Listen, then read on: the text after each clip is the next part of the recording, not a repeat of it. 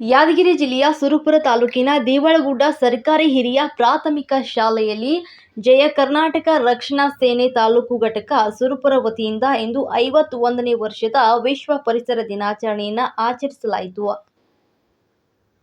ಕಾರ್ಯಕ್ರಮವನ್ನು ತಾಲೂಕು ವೈದ್ಯಾಧಿಕಾರಿಗಳಾದ ರಾಜಾ ವೆಂಕಟಪ್ಪ ನಾಯ್ಕರವರು, ಅರಣ್ಯ ಅಧಿಕಾರಿಗಳು, ಶಾಲೆಯ ಮುಖ್ಯ ಗುರುಗಳು, ಕರ್ನಾಟಕ ರಕ್ಷಣಾ ವೇದಿಕೆ ಪದಾಧಿಕಾರಿಗಳು ಜ್ಯೋತಿ ಬೆಳಗುವ ಮೂಲಕ ಚಾಲನೆಯನ್ನು ನೀಡಿದರು. ಹಾಗೂ ಸಸಿಗಳನ್ನು ನೆಡುವ ಮೂಲಕ ಕಾರ್ಯಕ್ರಮವನ್ನು ಚಾಲನೆ ನೀಡಲಾಯಿತು.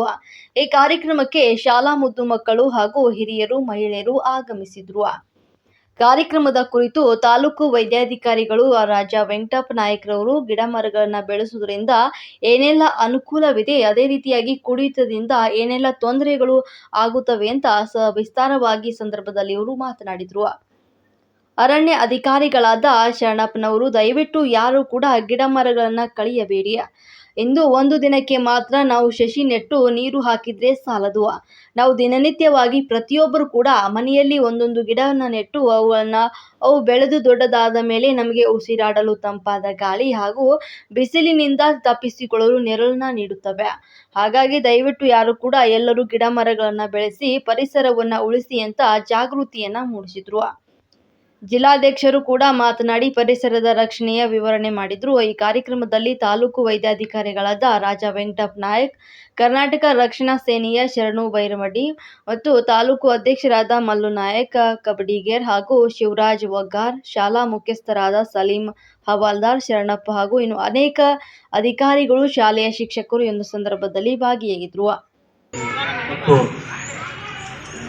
ದೇವಳಗುಡ್ಡ ಪ್ರಾಥಮಿಕ ಶಾಲೆ, ಆ ಶಾಲೆಯ ಎಲ್ಲ ಸಿಬ್ಬಂದಿ ಜಯ ಕರ್ನಾಟಕ ಎಲ್ಲ ಪದಾಧಿಕಾರಿಗಳೇ, ಅಧ್ಯಕ್ಷರೇ, ವೇದಿಕೆ ಮೇಲೆ ಇದ್ದಂಥ ಅಧಿಕಾರಿಗಳು, ಭಾಗದಲ್ಲಿ ಮತ್ತು ಮಿತ್ರರು, ಮುಂಭಾಗದಲ್ಲಿದ್ದಂಥ ದೇವಳಗುಡ್ಡ ಗ್ರಾಮದ ಅಣ್ಣ ತಮ್ಮಂದರೆ ಮತ್ತು ಈ ಶಾಲೆಯಲ್ಲಿ ನಮ್ಮ ಜಯ ಕರ್ನಾಟಕ ರಕ್ಷಣಾ ಸೇನೆ ಅವರ ವತಿಯಿಂದ ಮತ್ತು 51ನೇ ಪರಿಸರ ದಿನಾಚರಣೆ ಮಹತ್ವಪೂರ್ಣವಾಗಿ ಇಲ್ಲಿ ಮಾಡ್ತಾ ಇದ್ದಾರೆ. ಧನ್ಯವಾದಗಳು.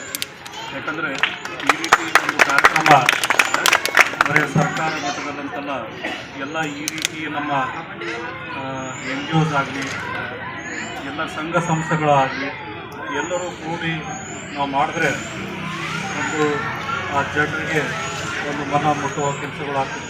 ಇವತ್ತು ನೋಡಿ ಬಿಸಿಲು 50 ಡಿಗ್ರಿವರೆಗೂ ಹೋಗ್ತಾ ಇದೆ.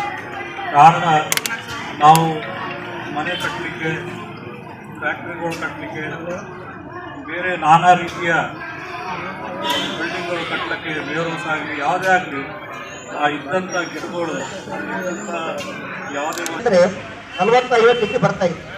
ಕಾರಣ ಯಾರಪ್ಪ ಅಂದ್ರೆ ನಾವು ಕುಡಿದಿದ್ದೀವಿ, ಗಿಡವನ್ನು ಕಡಿತಾ ಇಲ್ಲ, ಆದರೆ ಬೆಳೆಸ್ತಾ ಇಲ್ಲ ಯಾರು. ಪ್ರತಿಯೊಬ್ಬರು ನಾವು ಹೇಳ್ತಾ ಇದ್ದೀವಿ. ಇಂದಿನ ಕಾಲದಲ್ಲಿ ಗಿಡವನ್ನು ಮಕ್ಕಳನ್ನಾಗಿ ಬೆಳೆಸಿ ತಾಯಿಯನ್ನಾಗಿ ಪೋಷಿಸ್ತಾ ಇದ್ದಾರೆ, ಗಿಡನ ಕೂಡ ದೇವರಕ್ಕಲ್ಲಿ ಪೋಷಿಸ್ತಾ ಇದ್ದಾರೆ. ಆದರೆ ಈಗ ಇಂದಿನ ದಿನಮಾನಗಳಲ್ಲಿ ಏನೋ ಒಂದು ನೇಚರ್, ಒಂದು ಒಳ್ಳೆಯ ಒಂದು ಮನೆ ಕಟ್ಟಕ್ಕಾಗಲಿ ಗಿಡ ಕಡಿಯೋದು, ಹೊಲದಲ್ಲಿ ಗಿಡ ಕಡಿಯೋದು. ಹಾಗಾಗಿ ಹೆಚ್ಚಿನ ರೀತಿಯಲ್ಲಿ ಮಳೆ ಮೇಲೆ ಹೋಗ್ತಾ ಇದೆ, ಮಳೆ ಬರ್ತಾ ಇಲ್ಲ.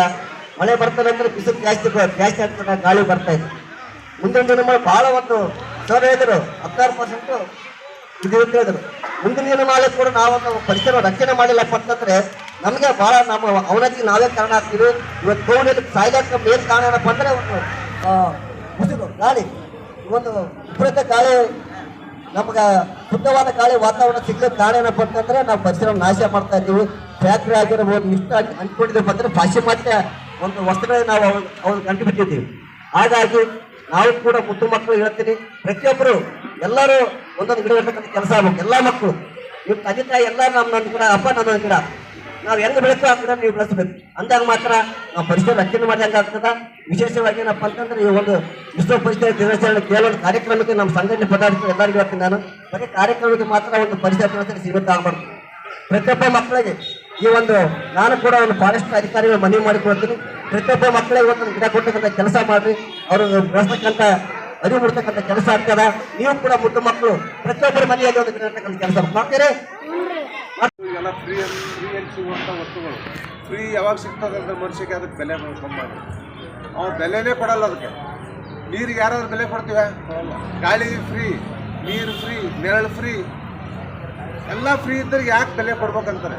ಅದಕ್ಕೆ ಯಾವಾಗ ಸಿಗಲ್ಲಲ್ಲ ಅವಾಗ ನಾವು ಅದರಿಂದ ಬೆಲೆ ಎಲ್ಲಿವರೆಗೆ ಸಿಗ್ತದೆ ಪ್ರಕೃತಿಯಲ್ಲಿ ಒಂದು ತಾಕತ್ತಿರ್ತದೆ ಅಲ್ಲಿವರೆಗೆ ಸಿಗ್ತದೆ. ಅಲ್ಲಿಂದ ನಾವು ಅದರಿಂದ ಬೆನ್ನು ಹತ್ತೀವಿ. ಈಗ ನೀರಿಗೆ ಬೆನ್ನು ಹತ್ತೀವಿ, ನೀನು ಆಕ್ಸಿಜನ್ಗೆ ಬೆನ್ನು ಹತ್ಬೇಕು, ನೆರಳಿಗೆ ಬೆನ್ನು ಹತ್ಬೇಕು. ಎಲ್ಲರಿಗೆ ಈವನ್ ಎ ಸಿಯಲ್ಲಿ ಇಟ್ಕೊಂಡು ಕುಂತವನಿಗೂ ಕರೆಂಟ್ ತಯಾರು ಮಾಡಬೇಕಾದ್ರೂ ನೀರು ಬೇಕು. ನೀರು ಬೇಕಪ್ಪ ಅಂತಂದ್ರೆ ಮಳೆ ಬೇಕು. ಪ್ರತಿಯೊಂದು ಸೈಕ್ಲಿಂಗ್ ಇದೆ. ಅದು ಈ ಸೈಕ್ಲಿಂಗ್ ಹಾಳು ಮಾಡಿ ನಾವು ಆರಾಮಿರ್ತೀವಿ ಅಂತ ಜನ ಅಂದ್ಕೊಂಡಿದ್ರೆ ನಮ್ಮ ಇಂಡಿಯಾದವರು, ನಮ್ಮ ವರ್ಲ್ಡ್ದವರು ಯಾರೇ ಇರಲಿ, ಅದು ಭಾಳ ತಪ್ಪು. ವಿಶ್ವಸಂಸ್ಥೆಯವರು ಇವೆಲ್ಲ ವಿಶ್ವದಲ್ಲೇ ಇದು ಭಾಳ ಡಿಸ್ಕಸ್ ಆಗ್ತದೆ. ಈ ಪೃಥ್ವಿಯಲ್ಲಿ ಟೆಂಪ್ರೇಚರ್ ಯಾಕೆ ಆಗ್ತಾಯಿದೆ. ನನಗೆ ಈಗ ಬಿಸಿಲಿಗೆ ತಡ್ಕೊಳಕ್ಕೆ ಆಗ್ತಾಯಿಲ್ಲ. ನಾನು ಎಲ್ಲ ಕಡೆ ಡ್ಯೂಟಿ ಮಾಡಿ ಬಂದಿನಲ್ಲ, ಇಲ್ಲಿ ಬಿಸಿಲಿಗೆ ಆಗ್ತಾಯಿಲ್ಲ. ಅನಿವಾರ್ಯ ನಮ್ಮ ಇಲ್ಲಿವರೆಗೆ ಲೋಕಲ್ ಅಂತ ನಾವು ಇಲ್ಲಿ ಡ್ಯೂಟಿ ಮಾಡ್ತಾಯಿದ್ದೆ ಅಷ್ಟೇ. ಕಾಶ್ಮೀರದಲ್ಲಿ -ಡಿಗ್ರಿ ಟೆಂಪ್ರೇಚರ್ ಡ್ಯೂಟಿ ಮಾಡಿದ್ದು ಎಷ್ಟು ತೊಂದರೆ ಇದೆ.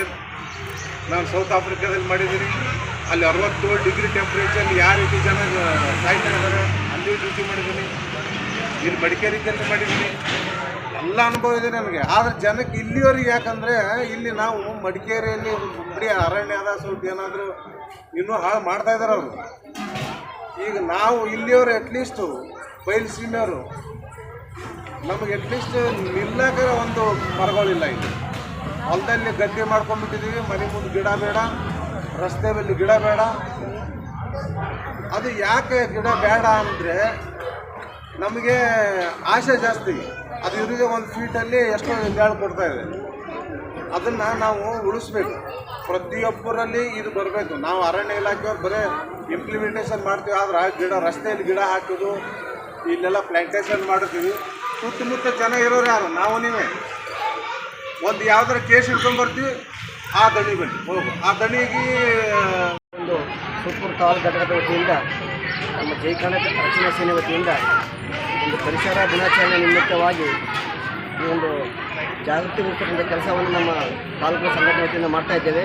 ಅದೇ ರೀತಿಯಾಗಿ ಇಡೀ ಜಿಲ್ಲೆಯಾದಂಥ ಒಂದು ನಮ್ಮ ಜೈ ಕರ್ನಾಟಕ ರಕ್ಷಣಾ ಸೇನೆ ವತಿಯಿಂದ ಪರಿಸರ ದಿನಾಚರಣೆಯನ್ನು ಮತ್ತು ಪರಿಸರ ಉಳಿಸ್ತಕ್ಕಂಥ ಕೆಲಸ ಒಂದು ಸಸಿ ನೆಡುವ ಮುಖಾಂತರ ಪ್ರತಿಯೊಬ್ಬರಿಗೆ ಈ ಒಂದು ಇಂದಿನ ದಿನಮಾನಗಳ ತಾಪಮಾನ ಹೆಚ್ಚಾಗೋದ್ರಿಂದ ಗಾಳಿ ಮತ್ತು ನೀರಿನ ಸಮಸ್ಯೆ, ಒಂದು ಗಿಡಗಳ ಒಂದು ಮಳೆ ಮತ್ತು ಗಾಳಿಯ ಒಂದು ಕೊರತೆಯಿಂದ ಒಂದು ಪರಿಸರ ನಾಶ ಆಗ್ತಾಯಿದೆ. ಅದನ್ನು ಉಳಿಸ್ತಕ್ಕಂಥ ಕೆಲಸ ನಮ್ಮ ಸಂಘಟನೆ ವತಿಯಿಂದ ಮಾಡ್ತಾ ಇದ್ದೇವೆ. ಮತ್ತು ಅದೇ ರೀತಿಯಾಗಿ ಎಲ್ಲ ಒಂದು ಹಳ್ಳಿಗಳಲ್ಲಿ ನಮ್ಮ ಸಂಘಟನೆ ವತಿಯಿಂದ ಒಂದು ಗಿಡವನ್ನು ನೆಡ್ತಕ್ಕಂಥ ಕೆಲಸ ಮತ್ತು ಅದನ್ನು ಪೋಷಿಸ್ತಕ್ಕಂಥ ಕೆಲಸವನ್ನು ನಮ್ಮ ಸಂಘಟನೆ ಮುಖಾಂತರ ಒಂದು ಜಾಗೃತಿ ಮೂಡಿಸುವ ಒಂದು ಕೆಲಸವನ್ನು ನಾವು ಮಾಡ್ತಾ ಇದ್ದೀವಿ ಅಂತ ಹೇಳ್ತೀವಿ. ಒಂದು ಕಾರ್ಯ ಮುಖಾಂತರ ನಮಗೆ